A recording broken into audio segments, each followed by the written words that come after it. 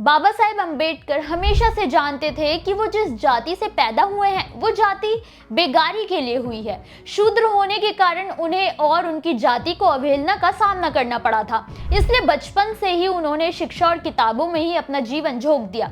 वो अपनी pocket money से हमेशा किताबें लिया करते थे। किताबों से उनका प्रेम कैसे लगा होगा कि अमेरिका में पढ़ाई के दौरान बाबा साहेब ने अपने स्कॉलरशिप के पैसे बचाकर करीब करीब 2000 किताबें खरीदी थी। वो करीब 18 घंटे तक पढ़ा करते थे। घर में नहीं पढ़ पाते तो लाइब्रेरी जाते थे। मगर उनकी पढ़ने की इस आदत के कारण उनकी पत्नी रमाबाई को कई बार भारी दुखों का सामना भी करना पड़ा। हैरानी की बात तो ये थी कि खुद बाबा साहेब इस बात को स्वीकार करते थे कि उन्हें ये तो पता है कि किताबों के साथ कैसे रहना है, लेकिन उन्हें ये नहीं पता कि पत्नी और बच्चों के साथ कैसे रहना है। अपने इस वीडियो में हम जानेंगे कि ऐसा क्या हुआ था जब रमाबाई ने बाबा साहेब को ये सीख दी थी कि उन्हें परिवार के साथ कैसे रहना चाहिए। नमस्कार, मेरा नाम है मोहिनी और आप देख रहे हैं भीम सेना। दरअसल एक बार की बात है, उस वक्त बाबा साहेब अपनी पत्नी रमाबाई और बच्चों के साथ मुंबई में रहा करते थे। बाबा साहेब को किताबें इतनी पसंद थी कि जब भी उन्हें किसी नई किताब के बारे में पता चलता था तो वो उसे तुरंत ले लेते और भूख प्यास भूलकर उस किताब में रमे रहते थे।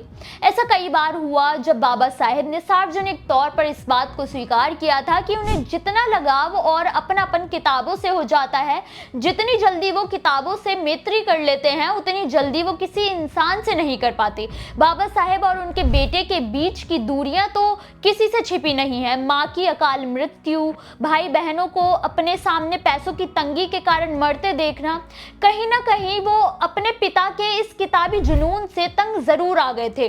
बाबा साहेब के जीवन का एक किस्सा भी कहा जाता है। जब बाबा साहेब की पत्नी रमाबाई बाबा साहेब के पास रात के वक्त खाना लेकर जाती तो वो अक्सर किताबों में मशगूल रहते थे। वो उन्हें कई आवाज लगाकर कहती कि खाना खा लीजिए, लेकिन बाबा साहेब कई बार तो सुन ही नहीं पाते थे, या फिर सुनते भी तो सिर्फ इतना ही कहते कि बस ये पन्ना खत्म कर लेता हूँ फिर खाऊंगा। रमाबाई इंतजार करती रहती कि कब बाबा साहेब खाएंगे, जिसके बाद वो भी खाएंगी, लेकिन दोनों ही भूखे सो जाते। सुबह जब रमाबाई बाबा साहेब को देखने जाती तो खाना यूं ही मेज पर ढका रहता था और बाबा साहेब वैसे ही सोए हुए रहते थे। ऐसा कई बार हुआ तो रमाबाई काफी दुखी रहने लगी। हालांकि बाबा साहेब को भले ही पत्नी की आंतरिक स्थिति का अंदाजा ना हो, लेकिन वो उनके चेहरे की उदासी देख रहे थे। उन्होंने रमाबाई से उदासी का कारण पूछा तो उन्होंने बस इतना ही कहा कि आपकी दुनिया में तो किताबों के अलावा कुछ नहीं है। क्या किताबों से परिवार चलता है? ना तो आप थोड़ा समय बच्चों के साथ बिताते हैं और ना ही परिवार के लिए निकालते हैं। क्या किताबों से पेट भर जाता है? घर में राशन सब्जी आ जाती है? उस दिन रमाबाई ने अपना सारा दुख उड़ेल कर रख दिया था। बाबा साहेब को पहली बार समझ आया कि उनसे कितनी बड़ी भूल हुई है। उन्होंने रमाबाई की सराहना करते हुए कहा कि तुम सही मायने में साध्वी हो और ये तुम्हारे तप और साधना की ही देन है कि मैं इतना बड़ा बन पाया हूँ।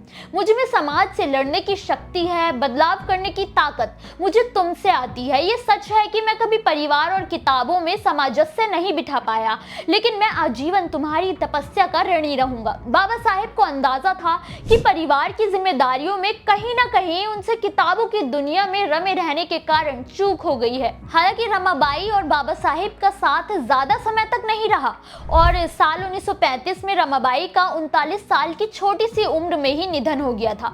बाबा साहेब हमेशा रमाबाई की एक साधक की तरह आस्था करते थे और पत्नी के जाने का उन्हें काफी दुख भी हुआ था। लेकिन जो कमी बाबा साहेब की जिंदगी में रमाबाई के जाने के बाद आई थी वो कभी भी पूरी नहीं हो सकी थी, जिसके कारण उनके इकलौते जीवित बेटे हमेशा नाराज रहे थे और ये नाराजगी बाबा साहेब के देहांत तक रही थी।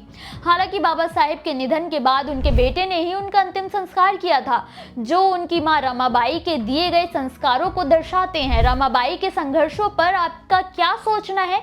क्या उनके साथ कहीं ना कहीं अन्याय हुआ था या फिर सिर्फ ये केवल वक्त की बात ही थी? हमें अपनी राय कमेंट करके जरूर बताइए।